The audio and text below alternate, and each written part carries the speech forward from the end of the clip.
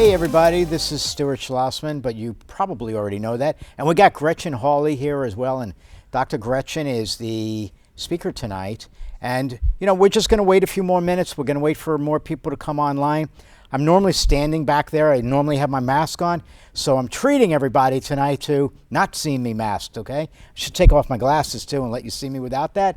But if I do that, I won't be able to see myself because I just can't see anything anymore. All right, so we're going to just put the glasses back on again and make a mess of my hair again. And yeah, okay, there's not much there. I understand that. Hi, Gretchen. How are you today? I'm good. How are you? I'm jovial like usual. That's me, right? I love being on the screen, so it's it's a good thing. And what better way to do our programs than to do, if I can't be crisscrossing around the country, here we are. We're sitting in a studio and we're doing programs. Okay. I know, and it's So so cool because people can join from anywhere, that's right. which is just That's such right. an awesome side effect. That's right. That's right. What do you think about like all this these rising numbers with coronavirus? Oh my gosh, I know. It's been a little crazy over on my end because my sister, my twin sister, just had a baby 3 weeks ago. So I've been in North Carolina helping her and very preoccupied. But my parents just came down, and so they were filling me in on all of these coronavirus cases, specifically in Western New York, where I'm from, that are just every day increasing. So Right. not great. Okay. Yeah. All right. So again, let's welcome Dr. Gretchen Hawley to tonight's program. And my name is Stuart Schlossman, and I'm president and founder of MS Views and News.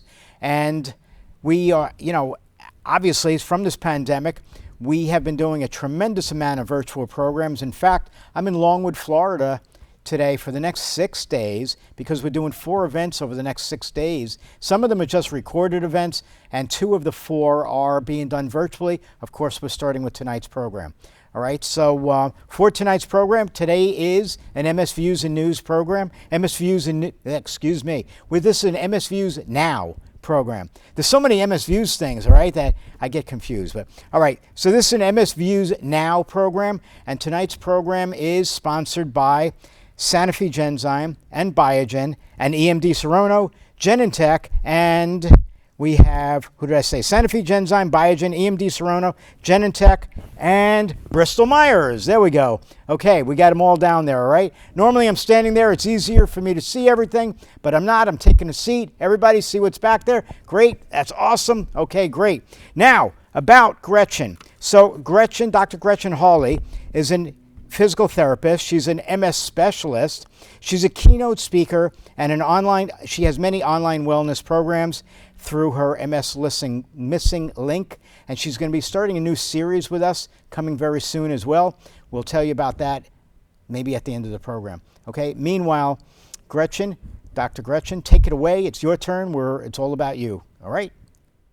Awesome. Thank you so much. I'm so excited specifically for this presentation because I had an influx of messages in my inbox when COVID-19 first hit and everything was shut down. And these messages were typically along the lines of, I was going to physical therapy and now I can't go and I don't want to lose the progress I've made. Or I've been at the gym and now I can't go and I don't want to lose the progress I've made. Or I wasn't doing anything beforehand, but now that I can't do anything, I don't want to get weaker or tighter or whatever it might be. So I'm very excited to share all of the information in this presentation with you guys. We're going to be going over a lot of different things, and our main subject is movement and stretching during COVID-19. So I'm going to share with you the objectives for this presentation. Very first, we're going to talk about neuroplasticity, because neuroplasticity is the main reason that people with MS actually can get stronger, improve balance, start walking better. So it's really important to understand what it is and how it works. We're then going to go into multiple different types of exercises and stretching. And number 3 is we're actually going to be doing several stretches and exercises. So make sure you are in a safe place, you have a chair, a little bit of space around you to do some of these exercises. And we are going to be doing a Q&A throughout. So again, there's a chat over to on my side of the screen. It's on the right side. So if you do have any questions along the way, please feel free to put those in there. We'll be stopping periodically. So let's jump into neuroplasticity.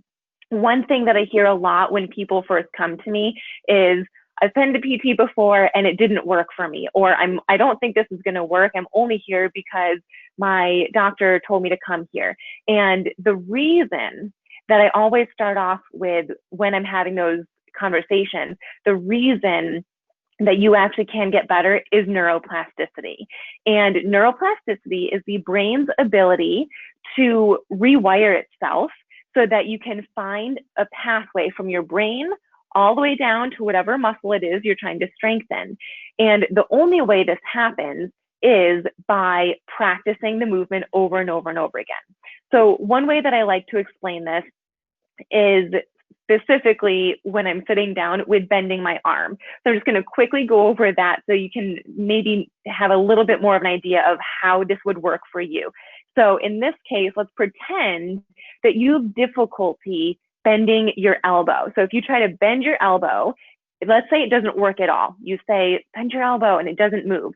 Well, what happens every time you try to bend your elbow is your brain sends a message to try to go from here all the way to your elbow to get it to bend.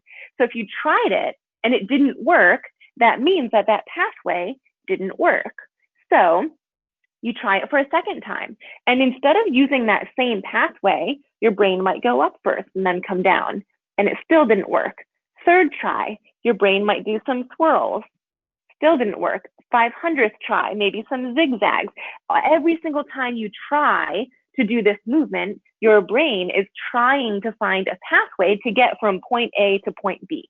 And there are a ton, trillions probably, of different ways to get from point A to point B. And eventually, the more you practice it, your brain will find a way to make that pathway work. And so what will happen is maybe it swirls the whole way down and it'll start to move a little. It's not miraculous. It's not like as soon as your brain finds the pathway, it's going to bend fully, but it will start to bend a little bit. And from there on out, every time you practice that movement, your brain's going to use that same pathway that just worked. So now it's strengthening the pathway that it found. Now, let's say that you actually do have some strength in your elbow. If you have a little bit of strength, but it's hard to move and it's heavy, then you do have a pathway from point A to point B that's working. It just needs to get stronger. So where most people go wrong when they have MS is if there's no movement, let's say foot drop, marching, lifting your leg up, things like that. If there's no movement, they don't continue to do it as an exercise because they feel like, well, it didn't work. It's not working. Whereas in reality, you need to keep doing it to try to find a pathway. Or if there is a little bit of movement, but it's heavy and it's hard and it's not what it should be, again, people tend to not do that as an exercise. Whereas in reality, it should absolutely be an exercise that you do because every repetition that you do for a specific movement that's hard for you to do, your brain is either trying to find a pathway that will work or strengthen the one that's already there. And this can be good and bad. If I am bending my elbow for the point of feeding myself like this, but when I'm practicing bending my elbow, this is happening, and my arm is going out to the side, well, then you're training your brain that bending your elbow means doing this. And this is really, really important for the lower body. If you have a goal of walking better, if you're doing the marching exercise, but your leg is flailing, maybe like your heel comes inward and your knee falls out, when you're walking, that could mean you trip. So it's very important that you have good quality and good movement when you're practicing these types of neuroplasticity exercises. So the next thing that we want to touch on is exercise in BDNF. So that stands for the brain-derived neurotrophic factor. And I love mentioning this in all of my presentations because this is a protein that is released in our brains when we exercise.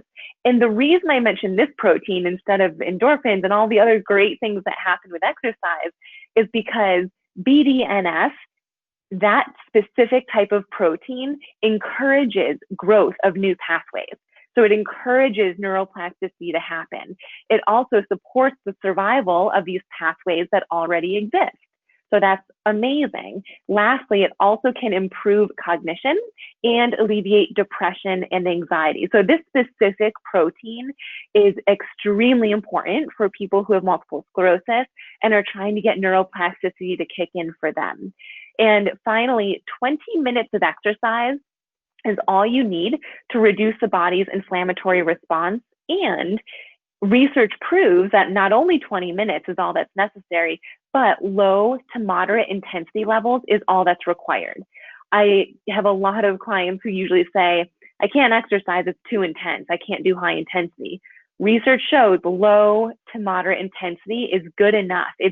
That is enough to release this protein to get neuroplasticity happening.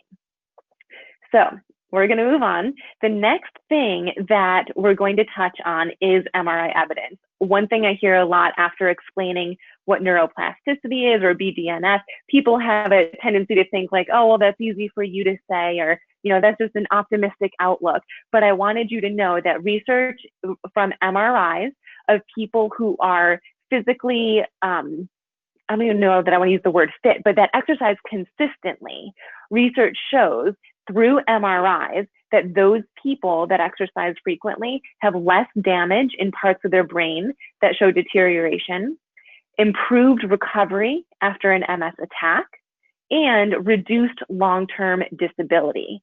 So this is something that is seen. I, as a physical therapist, see improvements a lot just with movement. It will look like bigger movement or better movement, but MRIs actually show these improvements as well. So I want to take a small break before we jump into the movements if there's any questions on that, because it's so important. So neuroplasticity or anything along the lines of what our brain is doing to help us get stronger, walk better, etc. If we have any questions. Yes, we have a couple of questions here. So one is, can a new motor pathway be created if primary nerves are completely demyelinated and severed? That's a great question. I had an answer until you said severed. And severed, I don't know if there's research specifically on neuroplasticity for severed nerves. My instinct is to say probably not, but I'm not sure what research is showing on that. I don't think it's been done. However, absolutely, for nerves that are demyelinated, that's the whole point. Another way that I like to explain that is, if you're going to go to the grocery store from your house, you probably always go the same way. But if you try to go there and there's a detour, there's like a roadblock, you have to go back and go a different way. And maybe there's another detour, so you have to go back and go a different way. And you'll keep trying until you get to the grocery store. That's what neuroplasticity does. So even if you have demyelination and you have that block where it's just not going, your brain will try to find a way around it to get to the goal. So in this case, the function. Okay. Bruce wants to know, does neuroplasticity slow the new pathway since it now has multiple use of nerves? Does it slow the pathway? Does neuroplasticity slow the new pathway since it now has multiple use of nerve? Bruce, if I'm saying that wrong, can you please retype? Thank you. All right, let me go on to the person that was writing earlier. Can you judge how long it would take for a new pathway to be established? And will the desired movement be smooth or just barely functional? So that's a great question. I will say I've seen, long story short for what my answer is going to be, there's no research yet that has a specific number of days that you need to exercise or months or years in order to see improvements. In my experience, for some people, just doing the right type of exercise almost reminds your body of how it was supposed to be moving. And if those connections are already there, I have seen several people who just within a week of doing the exercises have better movement and better mobility. And then on the other end, I also have several clients who are exercising for months or even a year before they notice significant improvement. And very rarely is it ever a lot of movement. It's typically just a little bit of movement and you'll feel like, okay, that was something, like that's hopeful. And it'll keep getting stronger. It'll be a little bit more and more. Okay, thank you. So Betsy wants to know, does the ability to use neuroplasticity decrease with age or length of time diagnosed with MS? Great question again. Our brains, as we age, things don't happen as quickly. So it might take longer the older our brains are. In terms of length of time of diagnosis for multiple sclerosis, I haven't specifically seen research on that saying, if the longer you have it, the less likely it is for neuroplasticity to kick in for you. Again, in personal experience, I've had people who have had MS for 34 years, and once I teach them the exercises and they start doing them consistently, they notice improvements, within a month or two. So in my experience, it hasn't been true that the longer you have MS, the longer it's going to take. But again, I don't know what research is saying about that. So another person is asking, Karen is asking specifically, does neuroplasticity even work if you have had multiple sclerosis for 23 years and greater than 60 years of age? Okay. All right, so now Bruce is back. Since the new pathway has shared messages going through it, does it slow the roadway and has more traffic, so slower? I'm not understanding. I think I kind of understand the question. I don't know that it's not like neuroplasticity. If the pathway was the only thing, it's not like it would be quicker improvement or more strength. So I don't think speed of the neuroplasticity and finding the pathway, and once the pathway is there, getting the movement to occur, I don't think that would change dependent on how much is happening in that pathway and on that nerve. All right, I don't see anything else specifically on neuroplasticity right now. Do you have any other questions? Nope. No other questions.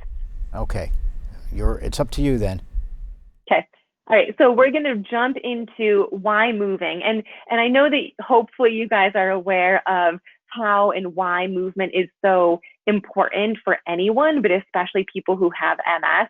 So this is just a very brief list of what exercise and movement has been shown in research to improve. So strength, balance, aerobic endurance, spasticity, fatigue, depression, walking performance, swelling. And the reason I bolded that last one of quality of life is because that is the most important thing. If you're stronger, yes, that's great. But the reason that's great is because usually you're more independent and you can do more and your quality of life is better. And that's the same for everything on this list. So quality of life improvement is the ultimate goal.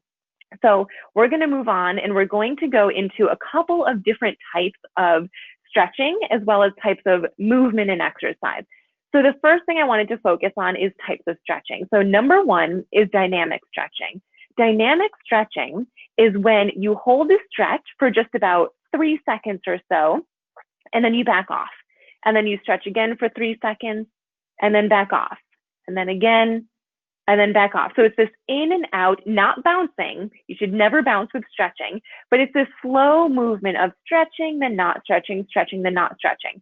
And this type of stretching has been shown to be most effective before you have exercise because you're warming your muscles up. This second type is static stretching. And this is probably what everyone thinks of when they think of stretching, where you hold for at least a solid 20 seconds and you do it 2 to 4 times for each muscle group. So this type of stretching is thought to be most important after exercise because you're cooling things down, you're cooling your body down, slowing down the pace. With that said, there are some people who at all times feel looser and better with dynamic stretching. There are other people who will do dynamic stretching and they don't feel anything, but with static stretching, they feel amazing. So while it's known that dynamic should be before exercise and static should be after exercise, I always tell people try both and do the one that feels best for you. And there's kind of this subgroup under the static stretching of prolonged versus a regular hold. The regular hold is what's that 20-second mark, whereas prolonged stretching is more for spasticity. So spastic stretching has been proven over the last couple of years to have a better result for like 3 to 5 minutes of a hold, so prolonged hold versus just the 20 seconds. So there is more and more research coming out about prolonged stretching for specific muscle groups. Usually it's things like the hamstrings, the inner thighs, those bigger muscle groups that limit our mobility. And again, for when to use each one, there are those guidelines that I mentioned, but I would say all three and see what feels best for you. Next slide. So for the stretches, I'm going to back up, and I wanted to demonstrate 3 stretches for you guys. And before I do that, I am going to pop in my other AirPod. Hopefully you guys will be able to hear me a little bit better. So hamstring stretch, calf stretch, and torso rotation. So again, if you have some room around you, you guys can do these with me. So the first one is a hamstring stretch. And for this one, let me actually show you from this side. You're going to sit at the edge of your chair, put one foot forward. Don't worry about what your ankle is doing. It can be floppy. Sit up tall, and you're going to hinge forward. So your back should be flat. It should not be rounded at all. So you're nice and flat, and you should feel the stretch on the back of your thigh.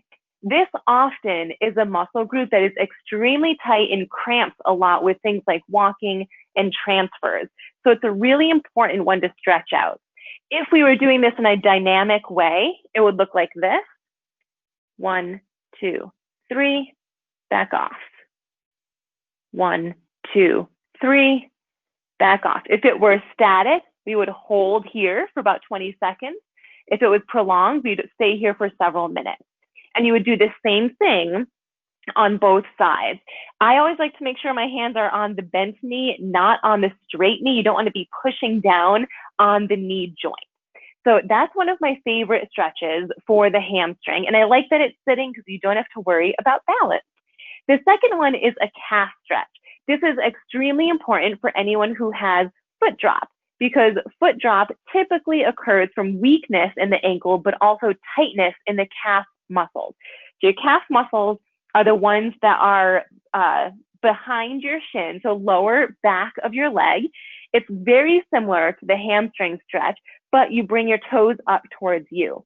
Now, you might be thinking, well, I have foot drop, so I can't bring my toes up towards me. So in that case, if you have a belt or a bathrobe belt or even a towel or a shirt, throw it around the balls of your feet and pull towards you. This way, you can actually feel the stretch in the back of your calf, but your arms are doing the work pulling the strap to keep your foot up.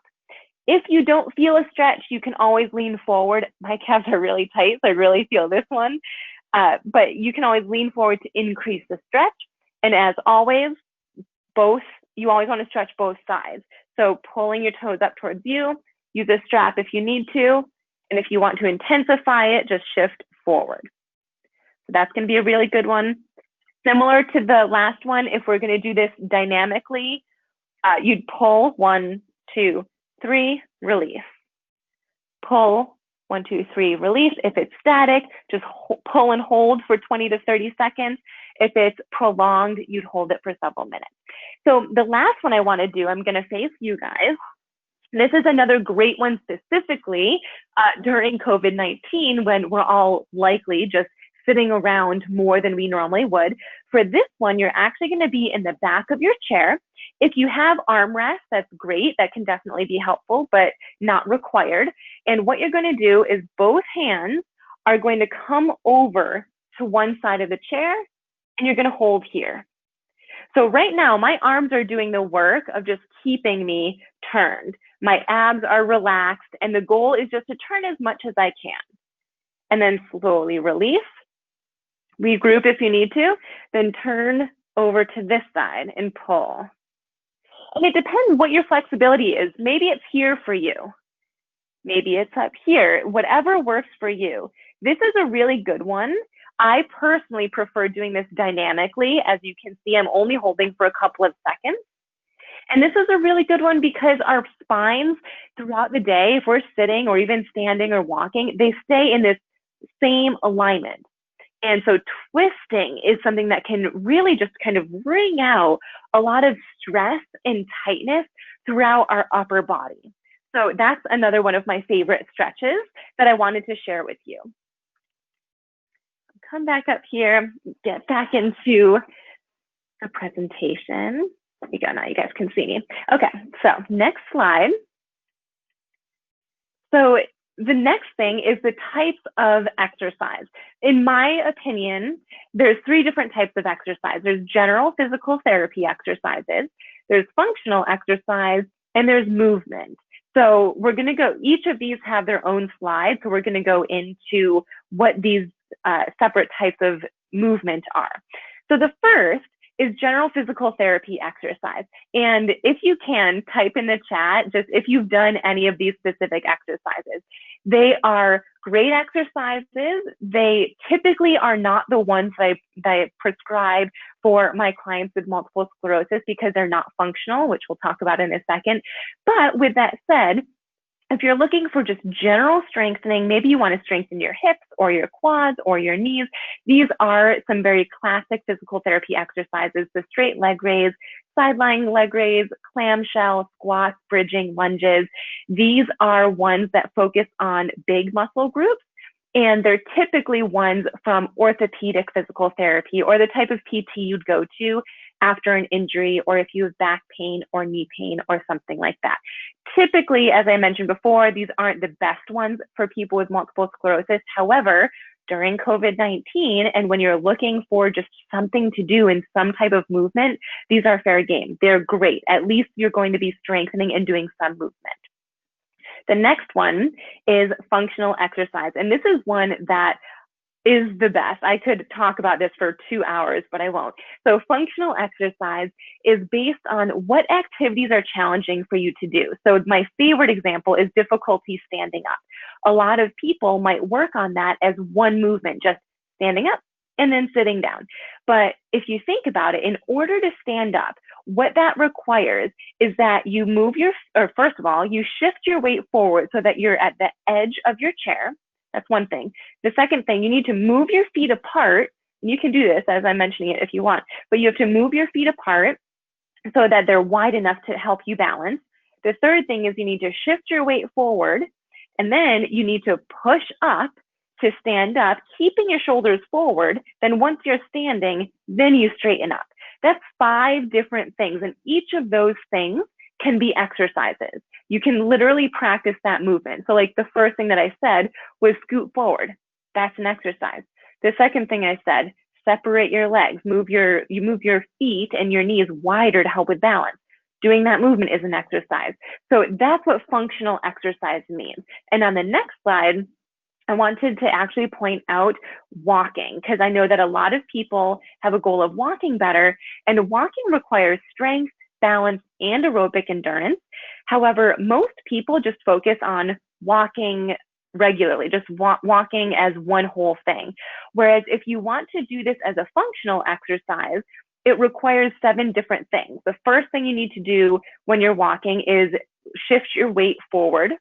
The second thing is bend your knee. And the third thing is bring your toes up so that you don't have foot drop. The fourth thing is bring your knee up towards the ceiling. The fifth thing is straightening your knee. The sixth thing is putting your heel down. And all that was happening, you were standing on one leg. And even if you're using an assistive device, you shouldn't be putting a ton of weight through it, and you're still standing on one leg. So that's 7 things. So functional exercises, instead of just practicing walking, your exercises would be these 7 different movements. So that's what functional exercise would look like for walking. The next slide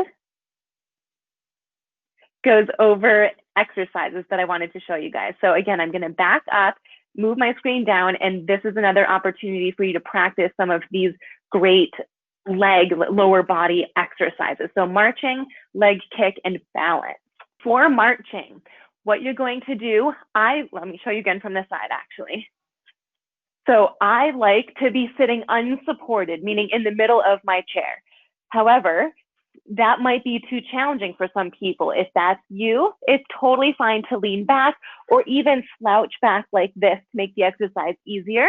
But what you're going to do is sit up nice and tall, core muscles are tight, hands can be out or in front if you need them to be, or holding on, and you're gonna lift one leg up and then down, and then up, and then down.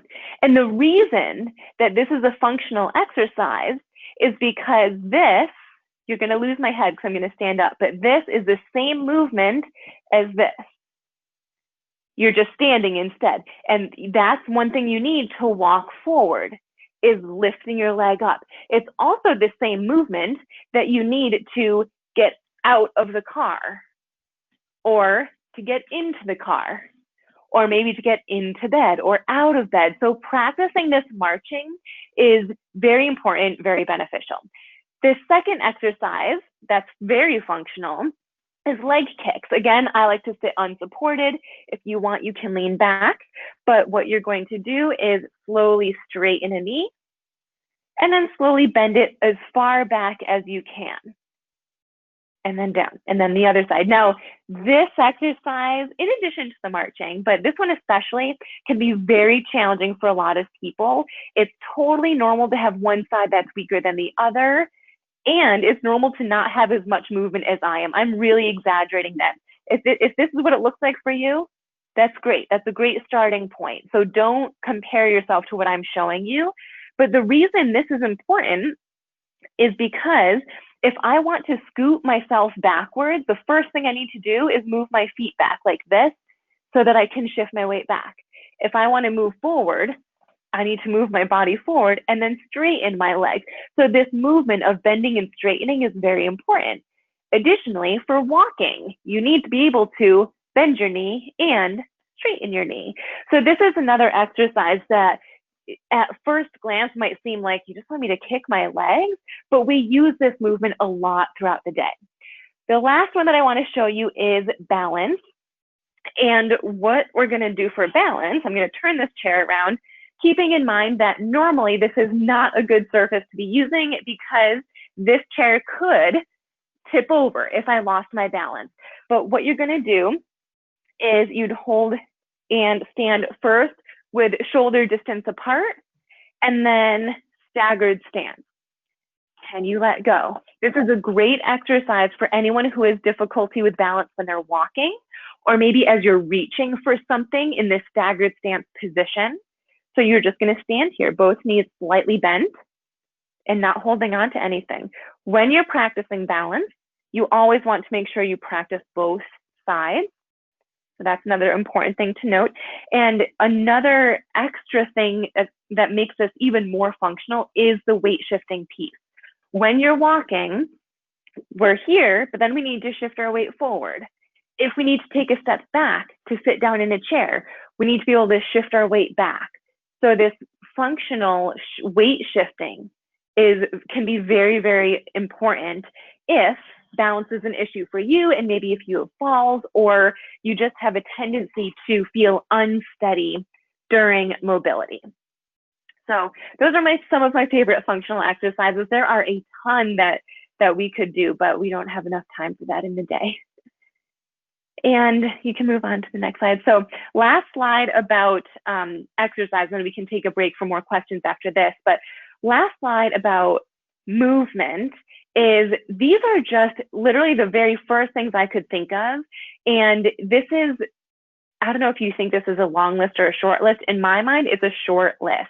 Movement, in my mind, is just things that keep you moving.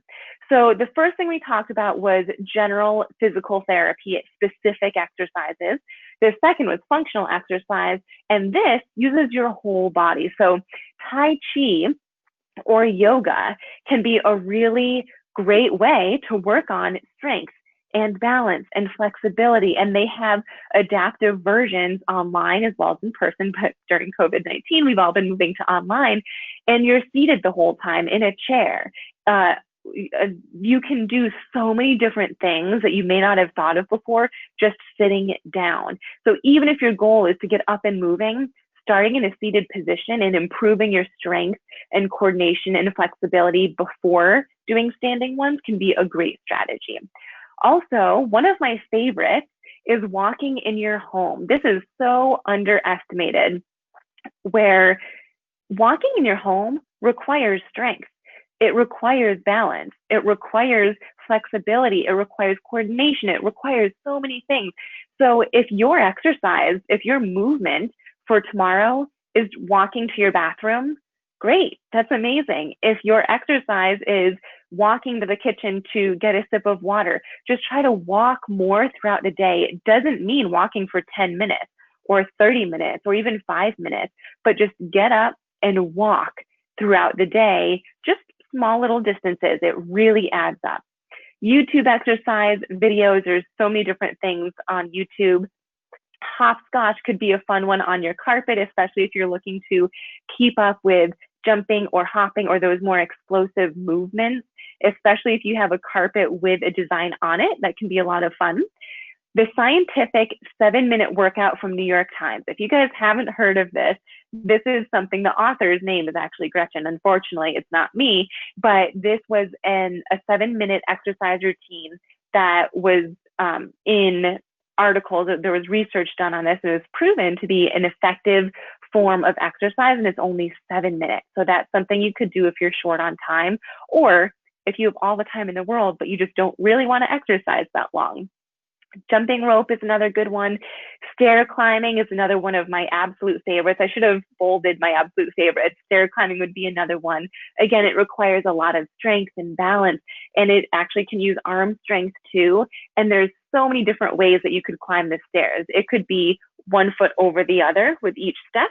It could be one then together, or it could be the opposite leg and then together, or maybe it's just one step and then down, step and down, and then same thing on the other side. It doesn't need to mean climbing all the way up and then climbing all the way down. So stair climbing is another great one. Dancing, I particularly like the foxtrot.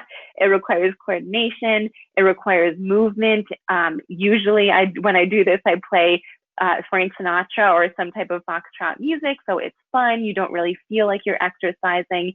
And it also works on speed, which is a really important one, because sometimes when we're out in public, we have to move faster or move slower depending on if there are people around. Upper body weight training. If you don't have weights, you can always use water bottles, cans of soup, a pet, something that you have around. Boxing or punches. If you do have a boxing bag, that can be fun, but even if you don't, literally just punching in front of you, punching higher up, maybe punching to the side.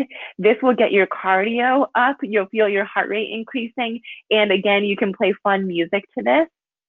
Swimming is another good one. And then the last one that I would bold is standing. So my favorites on this list is just walking in your home, stair climbing, and standing. Standing is also another exercise that isn't talked about enough. In order to stand straight, every muscle in your body needs to be working evenly. If the muscles on the front side of your body are working too much, you would topple forward.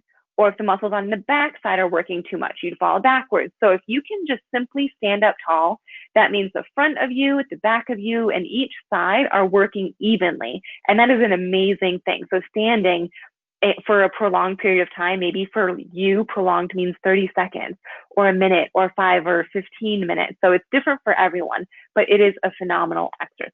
So these are all just general movements that I think are great to do throughout the day. Obviously, some of them during COVID, like swimming, if you don't have a pool, or if it's a time of year where you're not going to be accessing your pool, that one might be kind of tricky. But all of these other ones you can do in your home. So I wanted to point these out for you, and hopefully you took notes on the ones that you might want to try. So let's open it back up to any questions that may have come in. There are many. Okay, so what are some of the things I can do that will not make me as tired so fast when exercising? Great one. So one thing I want to point out is that fatigue and lack of energy is one of the most common things that prevent people from exercising. And I think it's important to retrain our brain as to what exercise means.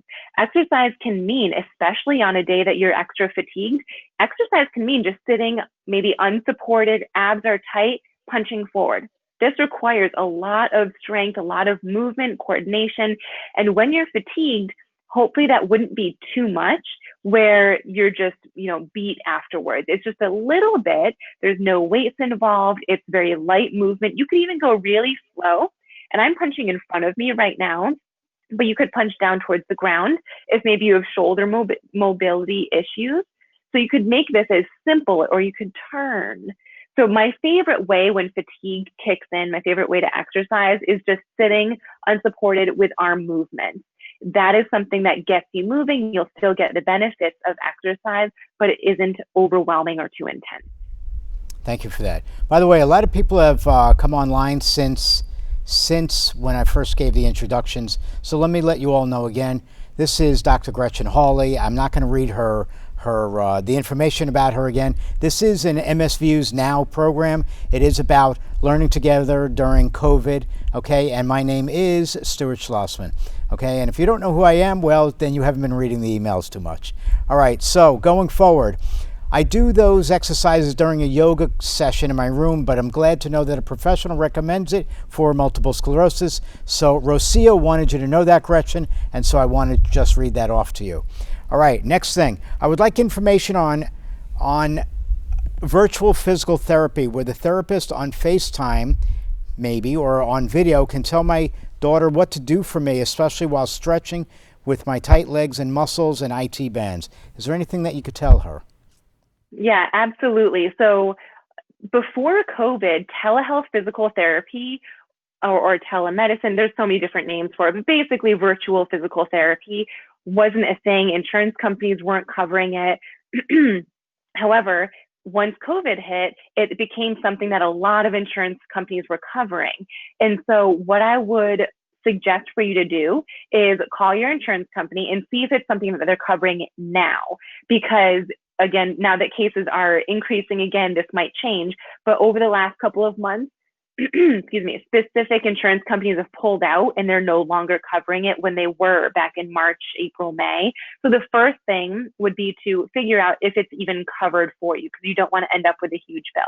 The second thing is, if you're seeing an MS-specific physical therapist that you like, call that clinic and see if they're offering telehealth PT. Some are and some aren't. And if not, there are resources through various MS websites that you might be able to look up physical therapists in your area who might be MS specialists that are doing telehealth PT. So I started doing telehealth in March, just as soon as COVID hit. And I don't want to list all of the different insurance companies, but a lot of them were participating. But that was in New York, Maine, and Massachusetts, where I'm licensed. So I'm not exactly sure on other states, but definitely look into it. It is a great way to get exercise in your home.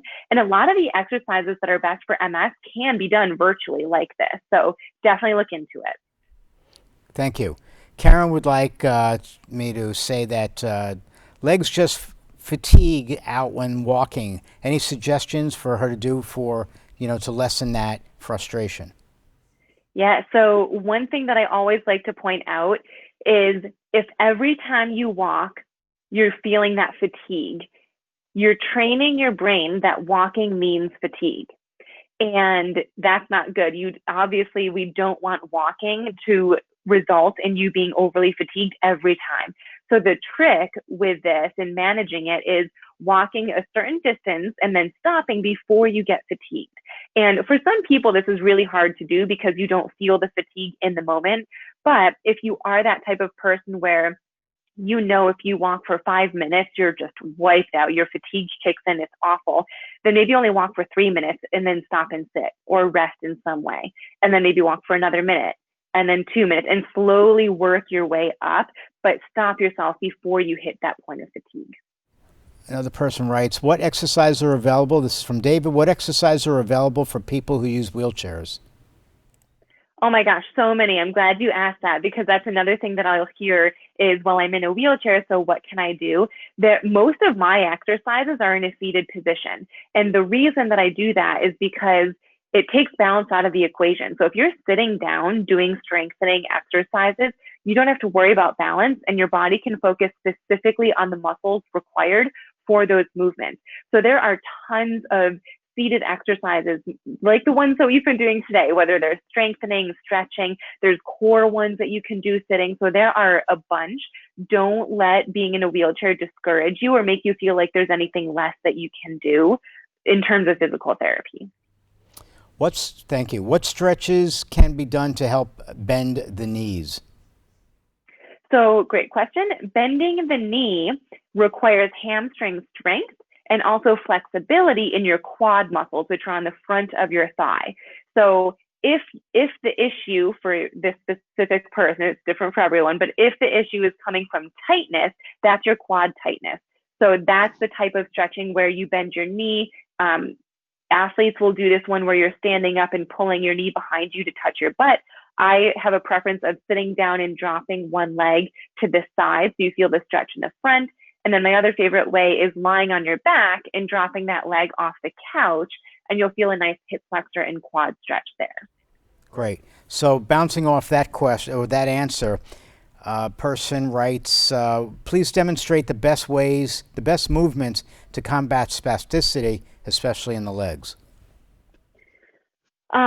So there's no one way to demonstrate that because spasticity in the legs, I don't know the exact number, but there's a ton of muscles in the legs, and there are specific muscles that are spastic. So it would totally depend on what muscles are spastic and causing that tightness for you.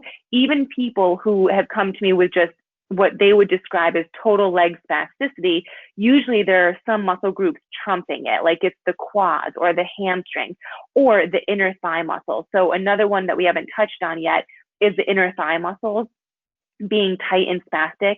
This is a very important one because if they're spastic on you, then when you're walking forward, it might result in what we call a scissor gait, where your legs just kind of cross in towards one another. It's dangerous. You can trip over yourself. So to stretch those ones, I prefer to sit down, our feet are spread wide, and you pull your knees out too, and you can lean forward and you'll feel a stretch in the inner thighs as well. Great, thank you. So Terry is asking, how do you weight shift when standing up, doing standing exercises, when one has a hyperextended knee, drop foot and leg weakness on the same side, and her leg seems to be locked like a peg leg? Yeah, so all these are such great questions. Weight shifting is one of my favorite things to do. It is completely separate from the issue of either knee buckling or is what you're saying, knee hyperextension. And there's a completely different exercise for that. The way that I like to work that is by standing both legs, shoulder or hip distance apart with your knees slightly bent. And so this is typically pretty challenging. It doesn't sound challenging when I'm saying it, but it's pretty challenging for people who have a tendency to have that hyperextended knee. So just slightly bend your knee. It might feel a little bit shaky and like wobbly because it's not used to being in that position, but you just want to stay there. You can weight shift in that position, but you want to get out of that hyperextension when you're doing weight shifting. Okay, last question for now, and then we'll let you get back to your thing, and then we'll have more questions later on. So this one is looking to find out what exercises can best help with my gait and balance and core exercise. So one thing that people always say is they'll just say they have the one goal of walking better. And then I'll always ask them these questions that you can answer for yourself right now. I'll always say, well, what about walking is challenging for you? Because walking is so many things. And so it's important to determine, is it the balance that's your biggest issue, like you're falling over? Or is it the speed that bothers you?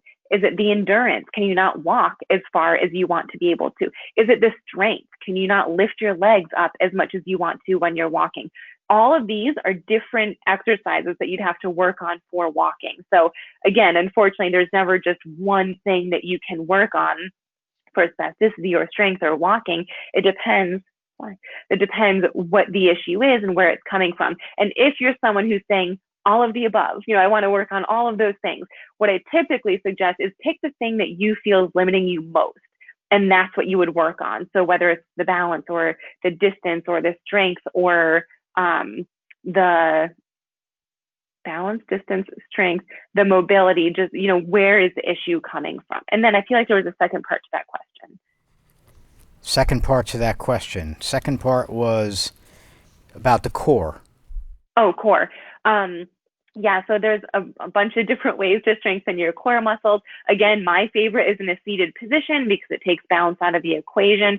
And one of my favorite ones is just sitting, as you likely are now, but in the middle of your chair and just slowly go backwards. I shouldn't do this because I'm on a stool right now. And then slowly come back forward. You can have your arms here or out front in front of you, but it's kind of like a reverse crunch, and you should feel your core muscles tighten. So that's one of my favorite core exercises. Okay, great. So, Gretchen, we're going to let you get it back going again because we have approximately 7 minutes left in our normal program, but we may have to extend to an additional 10 minutes if you don't mind, because we do have a lot of questions still to go through. So, okay? Okay. Great. That sounds good. I don't mind. And I only have 2 slides left, so we'll have time for more questions. Great. So Great. one of the last things, the main thing that I hope you're getting out of all of this is that there's so many different ways that you can exercise.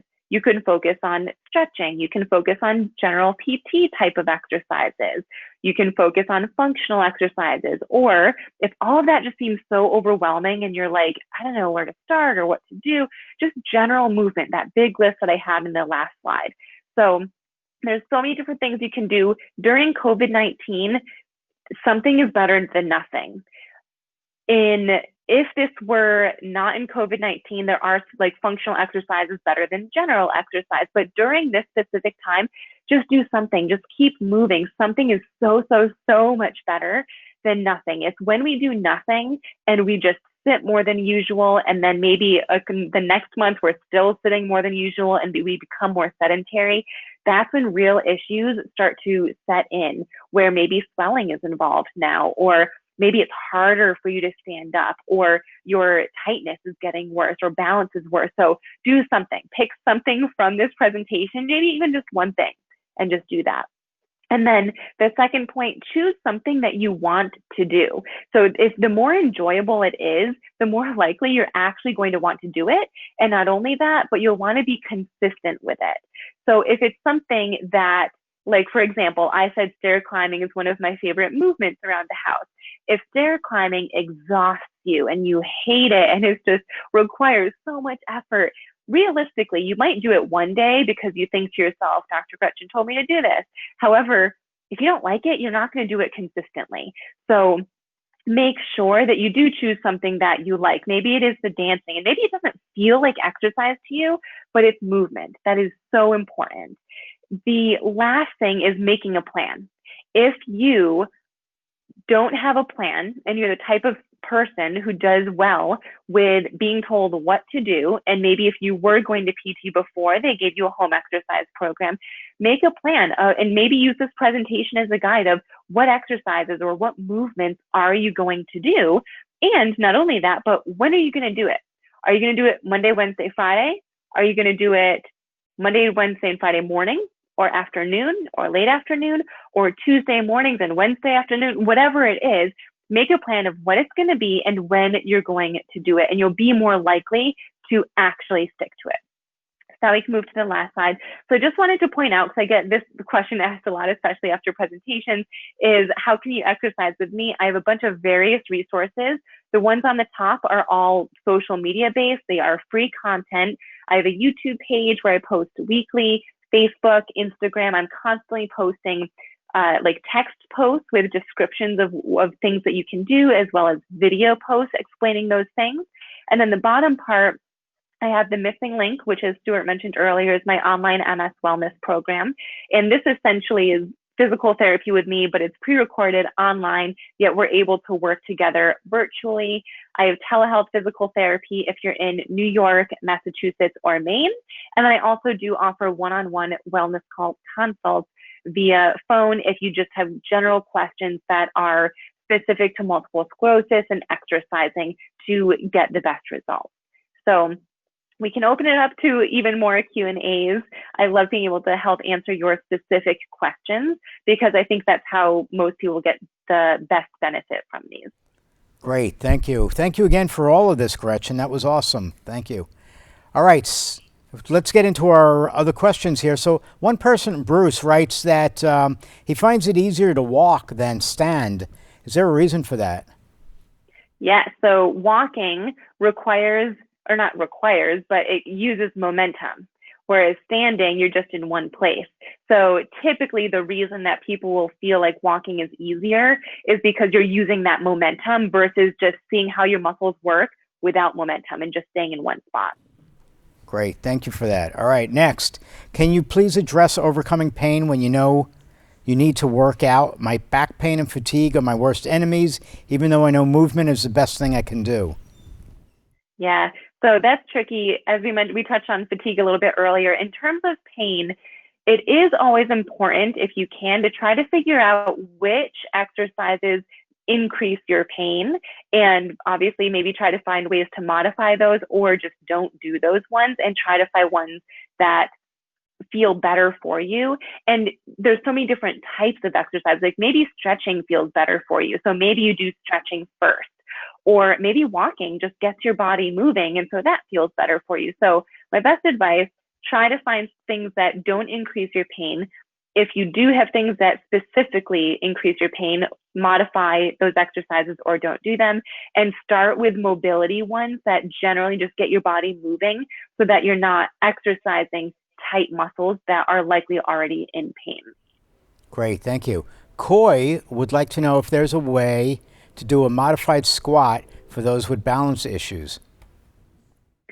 Yes, I answered this question today for one of my missing link members. So there are so many different ways to modify squats. The best and easiest way is just don't lower as much.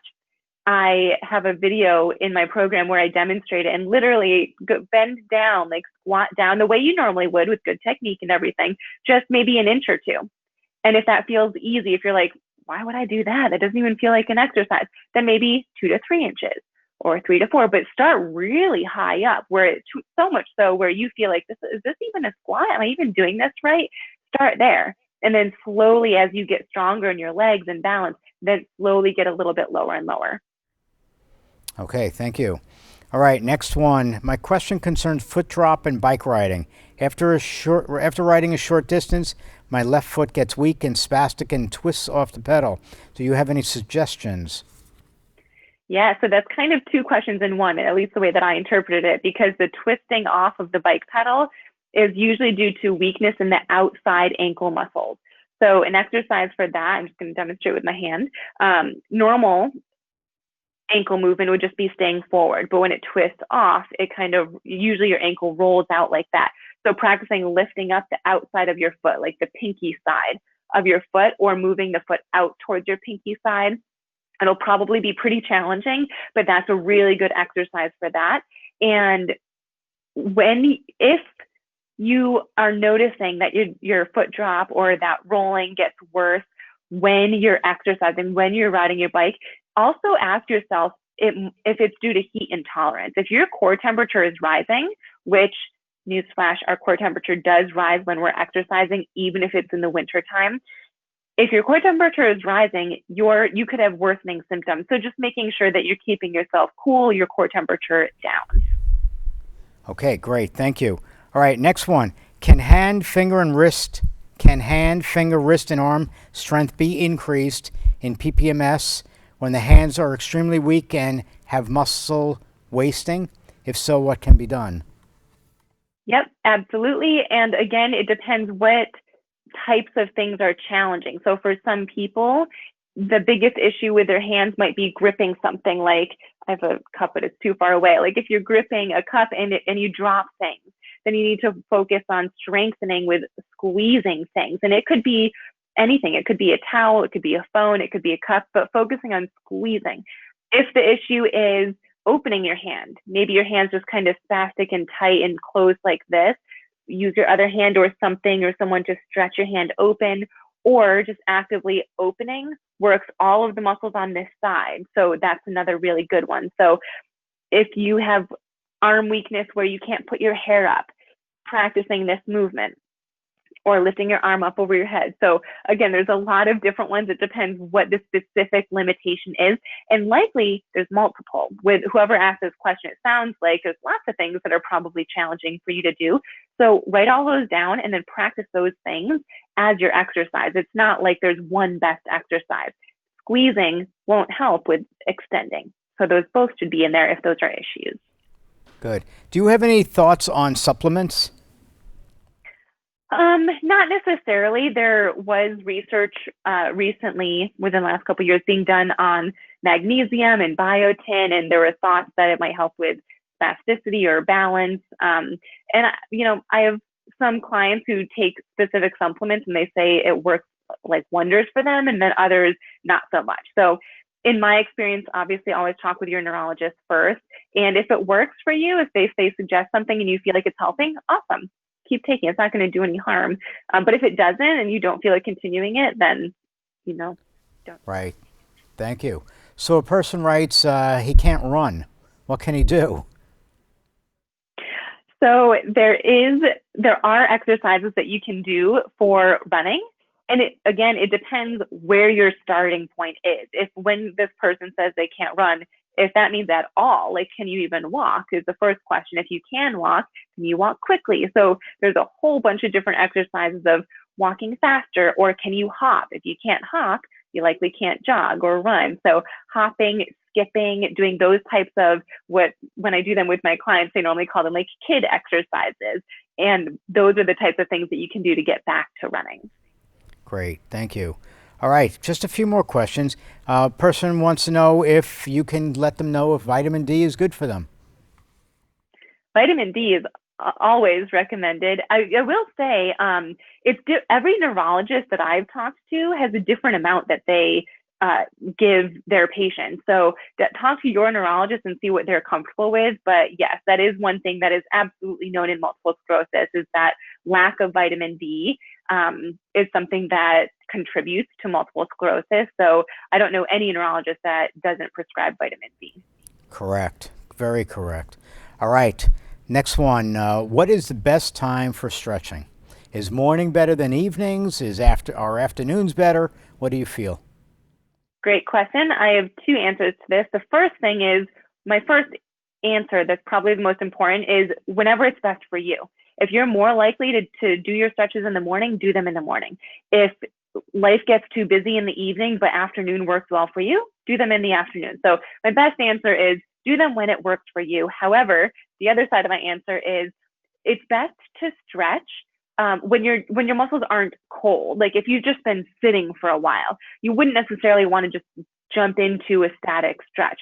So move a little bit or do some dynamic stretching just to get your muscles a little bit warmer before doing more of that static or prolonged stretching. Great, thank you for that. And the last one, similar to this one, was what do you feel is more beneficial, stretching or exercises with weights? I don't have an answer because it depends what your goals are. If the biggest thing limiting you, like let's say you have tightness and you want to get stronger. My first question is, well, what's limiting you the most? And everyone would answer that differently. If the tightness is what's limiting you the most, in stretching. If that's not that bad, or it's just not your priority and you really want to focus on getting stronger, then I would say more weightlifting types of exercises. So both are good. It's just depending on what your goals are and what you want to be working towards. Great. And I was wrong about last questions because I see 3 more are here online right now, and I will do these exactly. And it's funny because each of these names of the different people all begin with the letter K. That's just weird. That's all. All right. So the first K by Kelly is: are there any suggestions for people who have a lack of coordination, like for instance when she's trying to do jumping jacks? Yeah, that's, again, so funny. I upload a new video each month in the missing link that's for a specific activity. And this past month it was coordination, because that's something that a lot of people don't talk about a lot, where walking requires coordination, running requires coordination, jumping jacks require coordination. So again, I always start in a seated position, but I start with just my arms, and then maybe it's one arm, then the other arm, and then add one leg to it. And obviously, if you're sitting, your leg's not going to be straight. It's going to be slightly bent. But trying to get that coordination in a seated position, and then stand up and try to coordinate with both arms and one leg, then the other leg. Then obviously you can't see my legs right now, but one side, then the other. So work on that coordination. Don't just jump into jumping jacks and, oh my gosh, I can't coordinate this. Start seated, than standing and just stepping it out and then actual jumping jacks. Okay, thank you. And now Karen writes, had my third Botox injection in my calves. 4 weeks post, I could hardly walk. Any thoughts? 6 weeks and still struggling. Any feedback would be great. So it's hard to say why, but in my personal experience with Botox, sometimes people who get Botox, let me back up. Almost all the time that people get Botox, it's because of spasticity.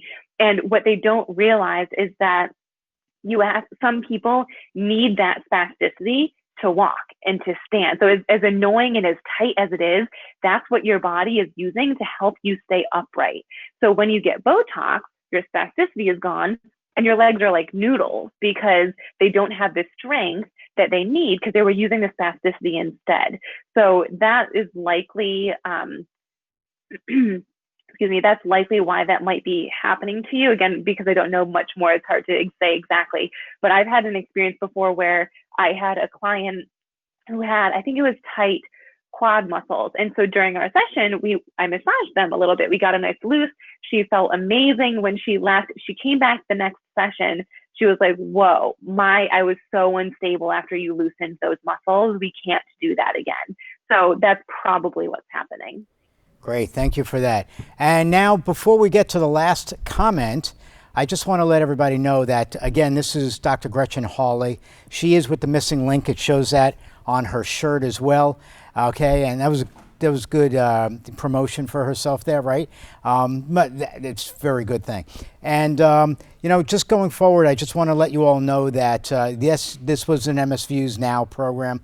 On Monday night, we're doing another virtual event. And we're doing that one with two clinicians. Well, one's a nurse practitioner. The other one is a physical therapist from the Dignity Health Center in Sacramento, California. The nurse practitioner is Jongmi Lee. She's out of, I think it's Sao Paulo or somewhere out there south of San Francisco. All right, we are doing that event in Pacific time. And although I'll be here at this studio outside of Orlando, Florida, we will be doing that event Pacific time. Our event is going to be starting at, I think, 5:15 p.m. Pacific time. So that'll be an 8:15 p.m. Eastern Time program. If you all are awake, we would love for you to join in on this program. It is about a Compass to Care program. We've heard this program many times here on the East Coast. Let's hear what the others are saying out on the West Coast about the topics that they will be speaking about, including, again, exercise. So maybe that person will be able to bring in something a little bit different. Again, though, I want to, before I get back to these other questions, yes, Bruce is writing me that Jongmi Lee is out of Stanford University, so that is out in California. And Bruce, I thank you for that as well. Bruce is also from out in the Pacific Northwest, so I'm glad he's on this call today. And then I want to again thank our sponsors of today's program, and that is Sanofi, Genzyme, Bristol-Myers, Squibb, EMD, Serono, Genentech, and Biogen. And of course, I have to thank our video producer, his name is Bill, sometimes called Benito, and he's here out of Orlando Production in Longwood, Florida. So the last thing, though, for Gretchen is that person wants to tell you what a great job you've done, and she wants to thank you very much for being here and giving good words to everybody that's out there. So I want to thank everybody that was online. Gretchen, I want to thank you very much for doing this. I look forward to having you again. Gretchen's series with us is going to be on called Moving with MS, and it starts on, I think, the 16th of this month. So you all, if you haven't gotten notifications of it yet, please visit our website, msvn.org, and you will be able to see all of our programs that are listed there. We have a new format. You'll see everything that's going on for the next few months. Please register for as many programs as you want, and we look forward to seeing you all again soon. Gretchen, thank you very much. Thank you for having me. Okay, it was a great night. Speak to you soon.